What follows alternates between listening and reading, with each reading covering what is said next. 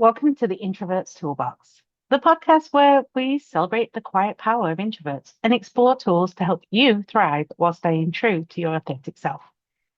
I'm Karen Hewitt, and I'm so glad you're here today. Now, as introverts, we often process the world differently, seeking depth, meaning, and alignment with our values. Well, the year's winding down, and it's the perfect time to pause, reflect, and look ahead to 2025. But how about we approach this task our way? Intentionally, mindfully, and pressure free. So, today we're going to talk about setting goals and standards for the upcoming year in a way that just feels natural, empowering. We're going to explore how introverts can use their unique strengths to craft goals that energize rather than drain. So, let's dive in. Now, before we start planning for 2025, take a minute, let's look back. Now, reflection is one of our greatest tools of introverts. We tend to analyze our experiences deeply, and this can guide us as we set meaningful goals. But don't dig too deep in the reflection, because if you get caught in that like cyclone, it will take up more time than needed. So I'm going to give you a few questions. Do you have a pen and paper ready to write these down? Take a moment to think about these following questions. And if you have to, set a timer. I don't want you to spend more than 2 or 3 minutes on each one. Number one, what worked well for you this year? Go ahead and pause if you need to. All right. Two, what brought you the most peace or the most joy? Again, pause if you need to. Where did you feel most aligned with your authentic self? Go ahead, pause. And conversely, what drained you? What felt like it wasn't serving your goal, your growth? And pause again. All right, so now you're back. You should have written down a few things, and I don't want you to spend too long. And it's really important that we answer these questions honestly, without judgment. We know that we can be our worst critics, so don't do that. This isn't about labeling things as success or failure. It's about gathering information to guide your next steps. So, for example, let's say you found that saying yes to too many social obligations left you exhausted. Well, that's a good insight for you. It can help you form an inform. For example, if you found yourself saying yes to too many social obligations that left you exhausted, well, that insight could inform a boundary that you want to set for 2025. So when I look at these questions, what worked well for me? Well, I started developing a course for social media. It was something that I could give in without having as much one-on-one connections. So I found that I got into the teaching and the guidance and showcasing how to do things. That really worked well for me because I let my knowledge flow very freely. What brought me in the most joy and peace? Well, it was my kids. Let's be honest, I'm a mom. My kids are always first. But the other thing was coming back into the makeup world. It's something that I love and it feels empowering to me. Where did I feel most aligned with my authentic self? Well, this one, this one actually hit home a lot.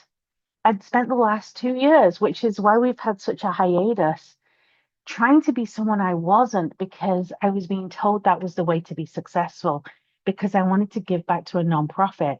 However, who I am as a human wasn't right for them. So this is what drained me. I felt like it wasn't serving my growth as well. So this actually answers both questions. So I stopped dealing with that organization, even though I'd served them and been with them and worked hard with them for several years. I realized that they weren't ready to accept me as the pink-haired queer girl who stands for people rather than dollars. Because if you making a decision for money is about putting people down, then I can't be aligned with that.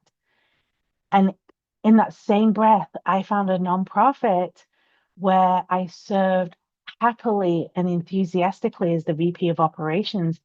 And in 2025, I'm executive vice president elect, which is scary and exciting all at once, but it's because I can focus on helping people grow. So look at these questions. How did it feel?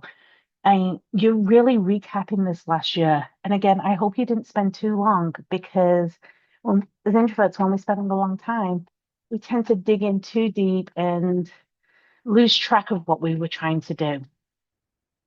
So, next part is we've got to reframe those goal settings for us as introverts because let's be honest, goal setting can feel overwhelming, especially with the hype around ambitious New Year's resolutions. Newsflash. We're not required to follow the crowd. You don't have to keep up with the Joneses and you don't have to do what someone else says because you can do whatever the fuck you want. End of story. This is about you. This is about the things you want to achieve. So, as introverts, we thrive when our goals feel intentional and deeply personal. So, instead of focusing on external achievements like hitting a promotion or running a marathon, well, if that means something to you, go ahead. I'm not here to tell you you're doing it wrong or right. But let's look inward. Let's really think about this on a soul alignment level. I want you to ask yourself, how do I want to feel in 2025? Again, take a couple of minutes, pause, and then come back. What kind of person do I want to become?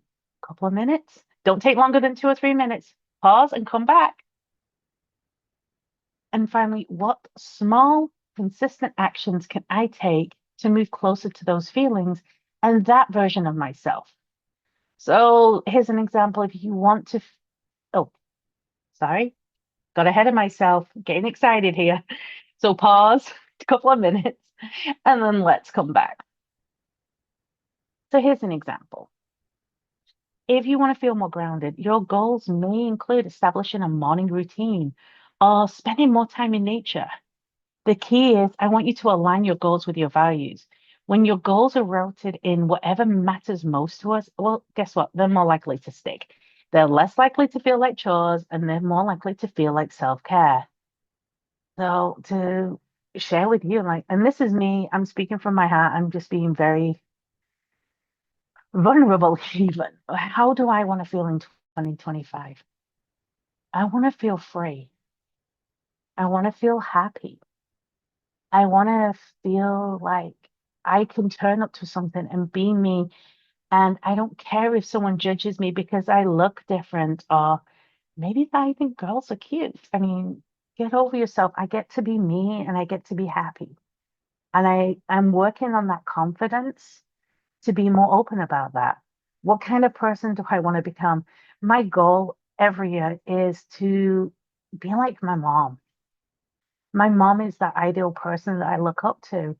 She would give the shirt off her back to somebody. She always, always had time for you.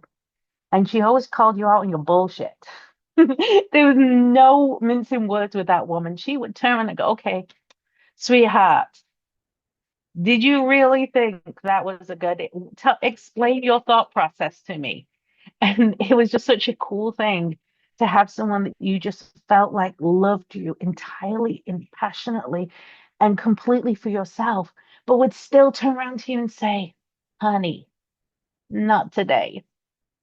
So that's who I want to be. That's the kind of person I want to be. And that's the kind of person I strive to every day. And what small, consistent actions am I going to take to become closer to these feelings and that version of myself? One, I'm establishing boundaries. I give way too much of myself to people who don't respect me.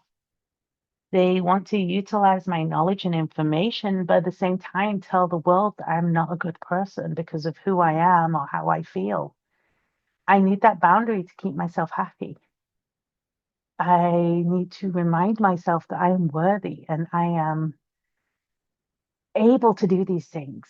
But this also comes down to my morning routines, my evening routines, continuing with therapy to overcome some trauma and to deal with my own medical health. This is about me feeling me. So think about this. How do you want to feel like you? What is it that's going to drive you? So now into the step three. Let's do a twist. Let's set standards, not just goals. Because I think that when we set goals, we don't, there's the whole smart thing, like No, smart, measure, it's specific, measurable, attainable, realistic time. But I hate that. I absolutely hate that. I've talked about that before. But how about with a twist? Instead of focusing just on those goals, let's think about the standards you want to set for yourself. And standards are about more about how you show up. What are the boundaries you maintain, and what's the energy you bring to your life? So, an example, okay? A goal might be read 12 books this year. That's a goal. That I don't feel passionate about that. I don't know about you. Tell me if that makes you feel passionate in the comments. Whereas a standard might be prioritize personal growth and make time for reflective reading. Now that sits with me. That sits with me. I want to prioritize personal growth. I want to reflect. I want to feel at peace with what I read. And the beauty of setting standards over goals is that they're adaptable. They're going to give you a guiding principle rather than a rigid target, which for an introvert is far more natural, and we value flexibility and introspection. Also, bonus points, if ADHD, it's really hard for us to set these goals because they feel we're passionate about when we're like, yeah, yeah, let's do it. But as time goes on, they feel overwhelming and they can cause analysis paralysis. They can cause that overwhelm, that shutdown. But if we're going to be setting a standard instead of a goal, that's something that we can work with. That's something that feels more authentically us. I'm curious, what's some of the standards you're going to set now? Step four, I am going to tell you exactly how we're going to break this down into actionable steps. I don't want you to feel overwhelmed. I don't want you to feel like this is crazy. And I've been breaking it down throughout the podcast, but this is kind of what we're going to do because I want you to listen to this again and again until you feel like, okay, I have my standards, I have my goals, I have my planning set up. We're going to create a quiet space for reflection because you can't do this reflection with the kids screaming, the TV on, the hustle and bustle of work. Take some time, get a cup of tea, cup of coffee, a glass of wine, glass of vodka. I'm not going to judge. And find a space for you to sit and be uninterrupted and just journal and just think. Because, as introverts, we recharge when we give ourselves that opportunity in solitude. So, this is about you reconnecting with yourself because as the year goes through and we're getting all these things we have to do, we tend to lose track of that because it's all about, well, how can I help this person? What can I do for my boss? My kids need me. Hey, you're important too. So, now I want you to take your piece of paper. We've done the steps above. And we're not going to do a laundry list of goals. We're just not. You're going to split that piece of paper into three sections. You're going to literally pick three areas, not goals, areas that feel important to you. So, for example, health is an area, relationships are an area, personal growth is an area, business is an area. I don't want you to write, well, I'm going to lose 110 pounds and do 6 marathons. No, health. You've got three core areas of focus. In 2025, I will focus on my health. In 2025, I will focus on my family and relationships. And in 2025, I'm going to focus on my business and growth perspective. See, that to me, that feels more authentic. How about you? That feels so much more authentic to me. Now you've got your three areas. We're going to break that down into smaller, more manageable steps. For example, let's say your personal growth is your focus. So a micro goal was, hey, I'm going to try and set aside 15 minutes a day to either meditate or read. So my health, I'm going to give you an example using my health because my health has been really important to me recently. I have found out that I have quite a lot that's medically complex with me, and I'm going through treatment, including getting weekly infusions to help rebuild myself. So, micro goals for my health maybe I will spend time each day listening to my body. I will work with a registered dietitian to find the nutrition that works for me. I'm not going to sit here and go, I'm going keto, I'm going carnivore, I'm going vegan. No, I'm going to work with a registered dietitian to find what's going to work for me as a human. These are micro goals, but when I look at it, it all comes under that banner of health. So I'm not going to be like, well, I have 15 goals for health. No, no, no, no. I have an area of focus. My focus is my health, and these are some ways that I can handle that. Now, I'm going to give you something that you are going to feel. You're going to laugh at me. You go, no, no, no, no, that's not how this works. That's not how this works.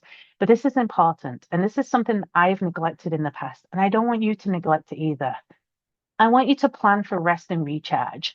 So when you do your calendar, because calendars, honestly, calendars are one of my favorite things. I want you to plan for rest and recharge. So you might say, on Sundays, I do not work and I spend time with my family. I turn off my computer at this time.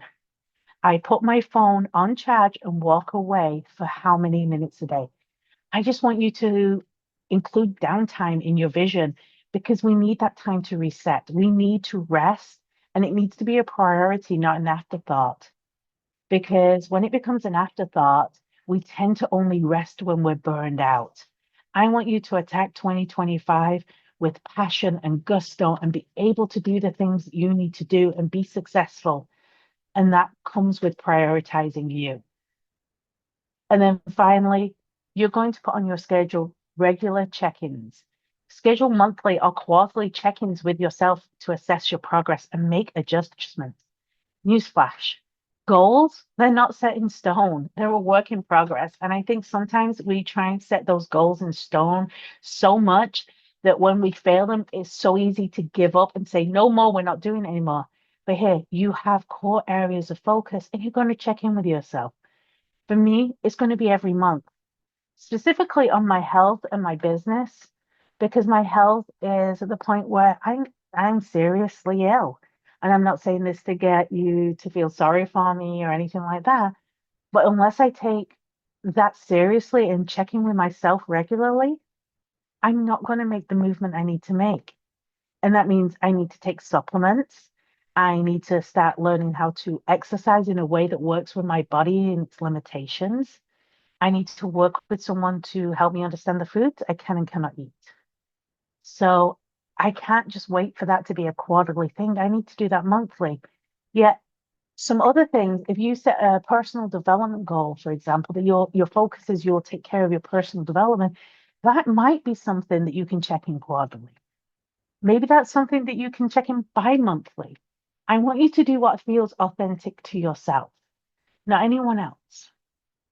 Now, just to bring it up, 2024 has been a challenging year for a lot of us. There's been ups and downs, there's been moments of fear, of panic, there's been sadness, there's been a lot going on. And as you now sit down and prepare for 2025, and some of us are a little nervous about 2025, or some of us are nervous about our career, some of us are nervous about our education, some of us are nervous about our family, about loved ones. We always have this element of stress when we look forward. And I want to tell you this, you don't have to do it all. And you certainly do not need to do it like anyone else. Your introverted nature is your superpower, and it allows you to see the world with this depth and this clarity. I want you to use that gift to create a year that just feels meaningful and true to yourself.